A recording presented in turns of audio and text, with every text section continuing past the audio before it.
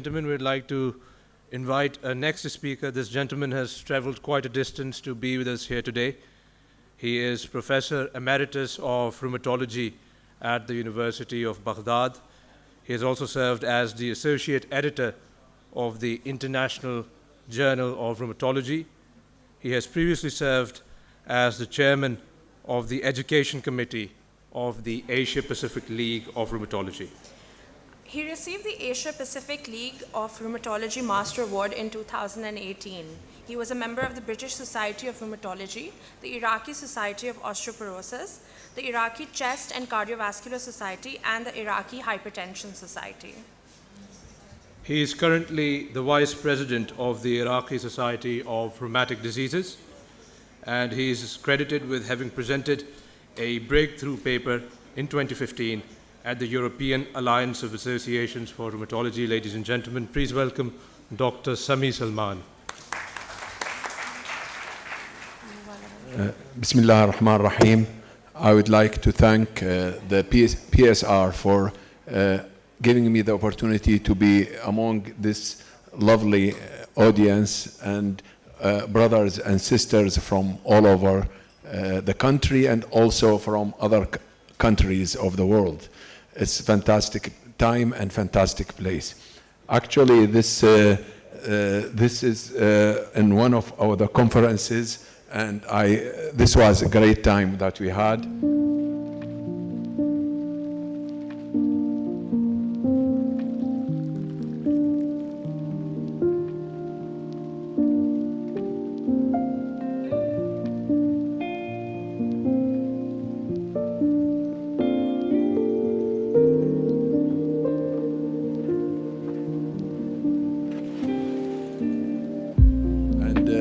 This is in Lahore last year with John Oxford and at the Wagga Gate. And actually, if I still have some hoarse voice, this is because of shouting all the time, with carrying the Pakistani flag, trying to compete against the Indian on the other side. And I think it was a real circus. So my topic today is about Behcet disease. I don't claim that I'm expert in Behcet disease. However, I can humbly, claim that I'm a professor of rheumatology in the University of Baghdad. So I see all the variety of conditions in rheumatology. So I have selected a few cases that actually were admitted to Baghdad Teaching Hospital. But first, who's Behcet? And actually, it really hurts my ears when I hear somebody calling him Behcet. He is Behcet, which is an Arab word meaning glory or happiness. So he is Khulusi Behcet, and the guy in 1937, he is a dermatologist, and he published a fantastic paper on a syndrome that characterized by oral ulcers, genital ulcers, and uveitis. And ever since, the name was given of the syndrome on him. So, and actually this disease is famous for being the Silk Road disease. For some reason, the countries that fall in the line of trade of silk are more affected by this disease than other parts of the world. There were so many theories, none of them is approved yet. Why just the Silk Road? So, and it is 3 syndromes mainly in one disease. So it is ocular Behcet syndrome, it can be alone, and also vascular Behcet syndrome and neuro Behcet syndrome. And International criteria for Behcet disease is ocular lesions, you give them 2. If genital aphthosis, you give 2. Oral aphthosis, you give 2. Skin lesions, you give 1. Neurologic 1. Vascular 1. And positive pathology 1.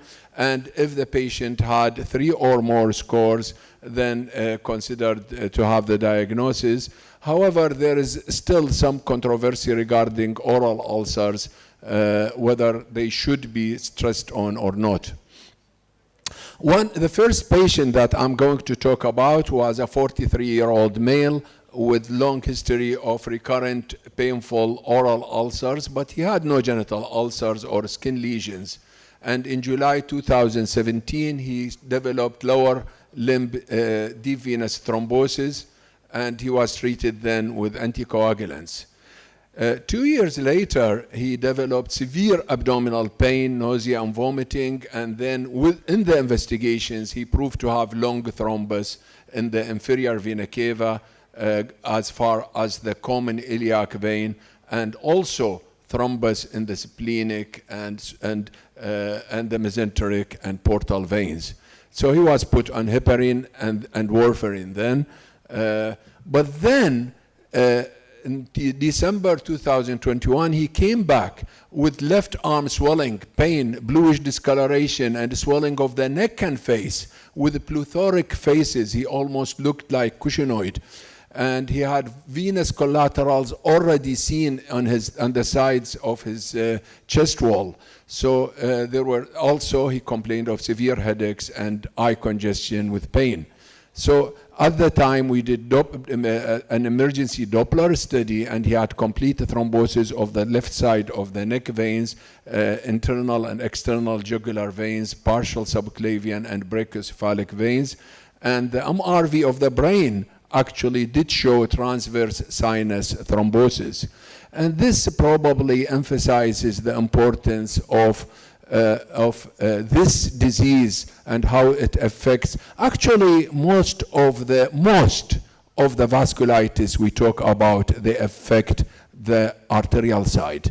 This disease affects venous and arterial, so we must be very careful about it.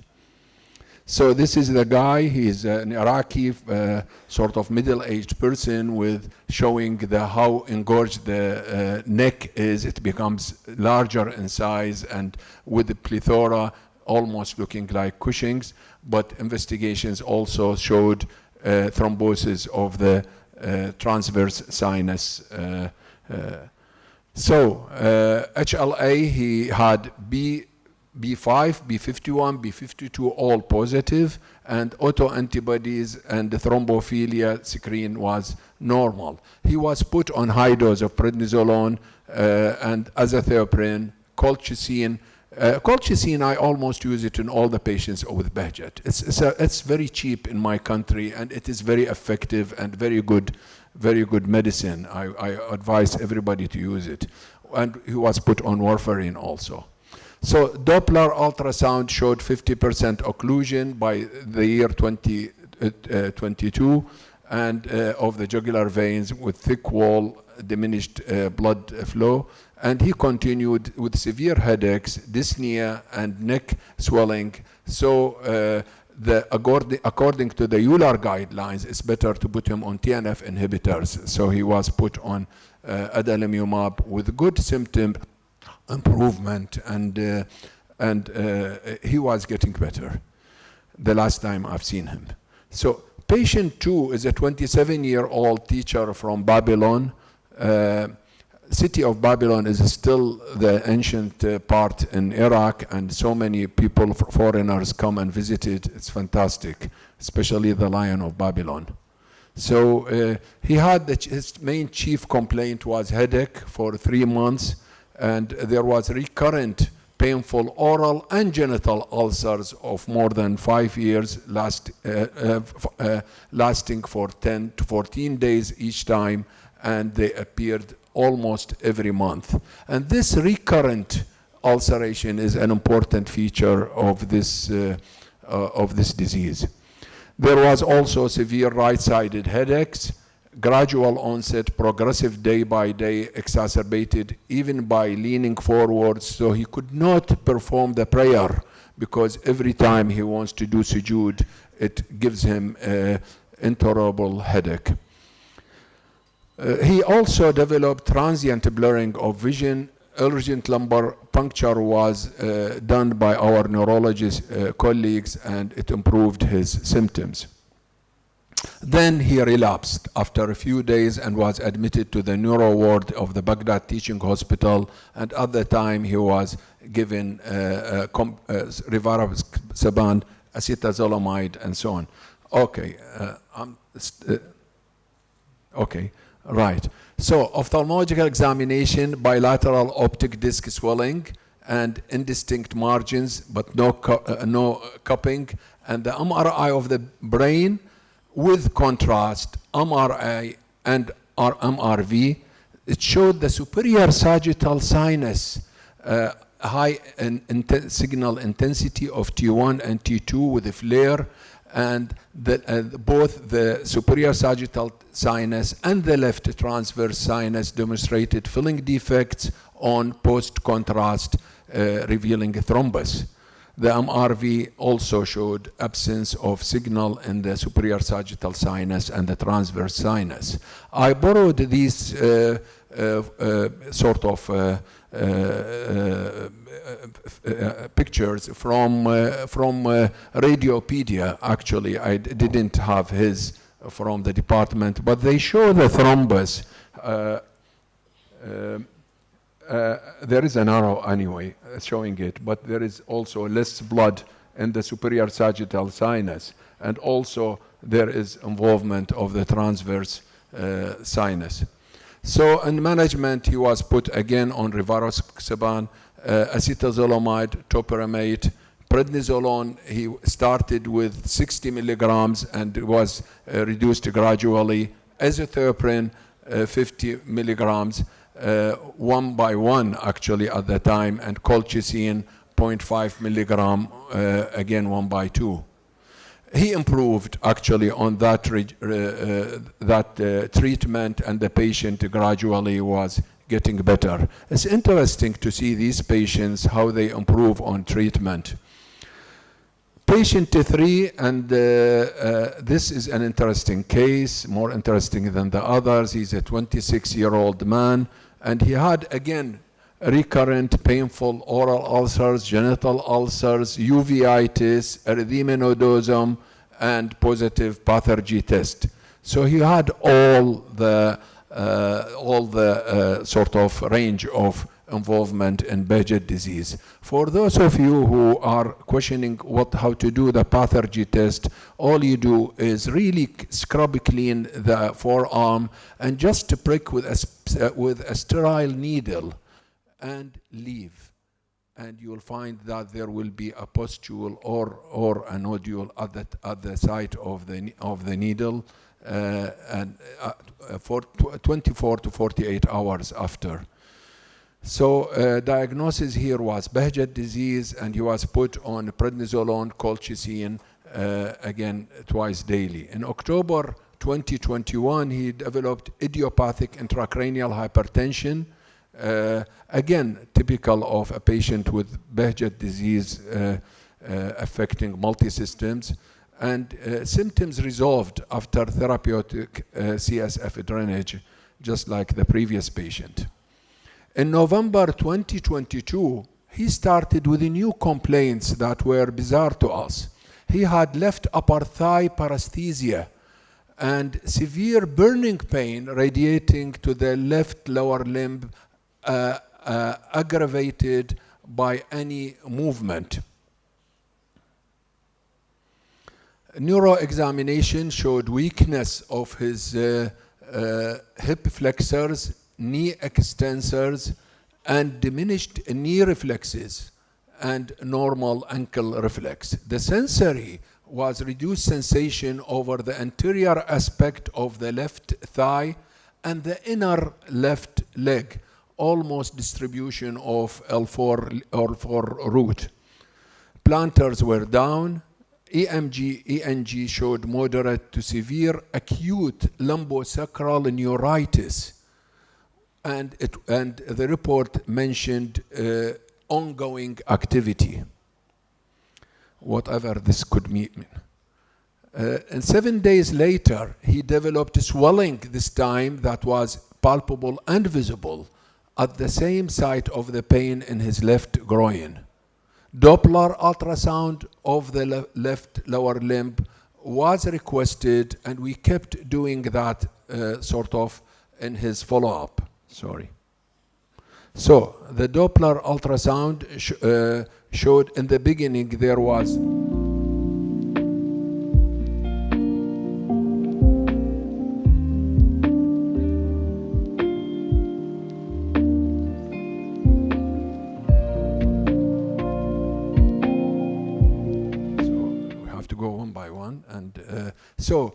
he had aneurysmal dilatation of the external iliac artery. So actually the mass that we were feeling was an aneurysm of the artery. And the common femoral artery measuring 7 by 6 centimeters with mural thrombus in the wall.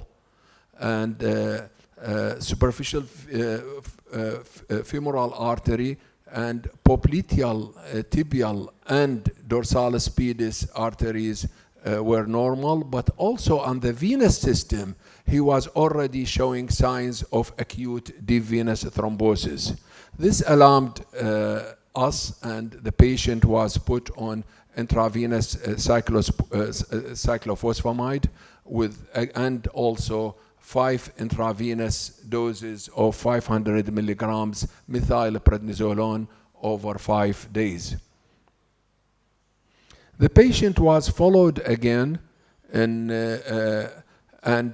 there was no change in his venous side, but on the arterial side, again, there was aneurysm showing, but also there was damping of the flow in the arteries of the left lower limb, and it showed monophasic flow on, again, a spectral Doppler. This again was warning sign that the condition is deteriorating, and now the arterial side is getting more and more thrombosed. So he got another second dose of intravenous cyclophosphamide with another 3 doses of methylprednisolone, 500 milligrams over 3 days, along with warfarin and heparin. The same patient, we did CT angiography of the abdomen and pelvis, and again it showed a large pseudoaneurysm at the distal part of the left external iliac artery, measuring this time 135 by 65 by 70 millimeters, and partially thrombosed with intact internal lumen measuring 55 by 35 millimeter, and there it is filled with thrombus with narrowing of pre and post aneurysmal segments. And so there was again compression and medial displacement of adjacent part of the external iliac vein. So actually the vein was pushed by the aneurysm sideways, and we were again worried for this. So we did CT pulmonary angiography. This was normal, but this is a composite picture that was done for the patient, and it showed how the aneurysm and where the aneurysm was and how it pushed the vein sideways. Again, this according to guidelines, he received a TNF inhibitor, 400 milligram IV infusion of infliximab, and the surgeons resected the aneurysm with interposition of a graft, and the patient was discharged on rivaroxaban 15 milligrams TID and prednisolone 30 milligrams, and to restart infliximab once the wound is healed and there is no sign of any infection, and sutures removed. This was taken during the resection of his aneurysm, and Doppler done after that showed that there was arteries showed normal flow on color and spectral Doppler. The veins were showing septa, femoral and popliteal and tibial veins were showing flow.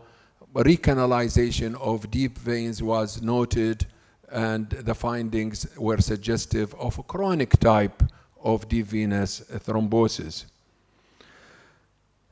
So, the last two slides, probably, I don't know if they are the last really, venous disease in Behcet. It's mainly endothelial inflammation, which leads to the thrombosis. So it's not just an ordinary thrombus that is fragile that you can see as the one that commonly found. This is inflammation, and it needs anti-inflammatories, whatever, steroids, and so on. And many of these patients even might not need to give them anticoagulants because the thrombus is adherent to the vessel wall. It is more common in the venous than the arterial, and is often an early feature of Behcet syndrome. And most of this, we can see also superior vena cava obstruction, inferior vena cava obstruction, body Chiari syndrome, dural sinus thrombosis, superficial and deep vein thrombosis. And most of these are more common in men. Most of the complications that we have seen in Behcet are more in men than in women. And one other thing that in men, usually, they continue to suffer. In women, I always give them good hope that the Behcet syndrome itself is going to become milder and milder as they become older. So in women, usually it improves, but in men, we need more tough measures for the treatment. It's more with people with positive pathology test and with ocular involvement, and the venous thrombosis can have accompanying vasculitis, so blood arterial side also, and recurrent thrombosis of the lower extremities may lead to post-thrombotic phlebitic syndrome. This is dark discoloration of the lower part of the leg, persistent edema that doesn't respond to any measures, ulcerations, and keeping ulcerations whatever you treat. So this syndrome can be very nasty in these patients.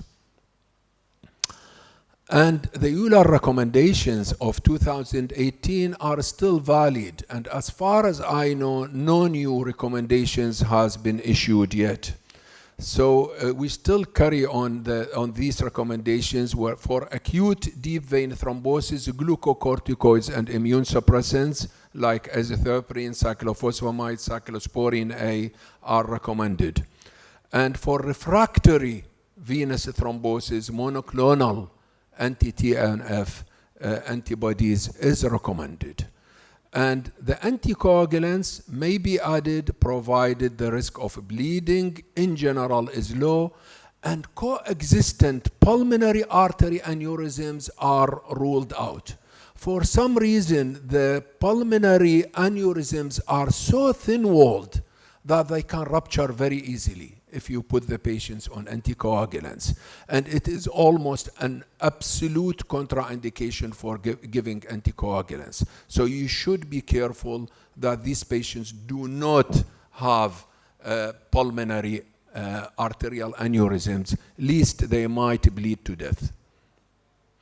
And this was my last slide. And you know these guys. And it says it's time to play music, and it's time to lit the light. And thank you for listening. I used to like these guys because they are always unhappy about anything. Thank you, Dr. Sami Salman, for coming all the way to attend a conference. And thank you for delivering what has surely been an incredibly informative and insightful discussion.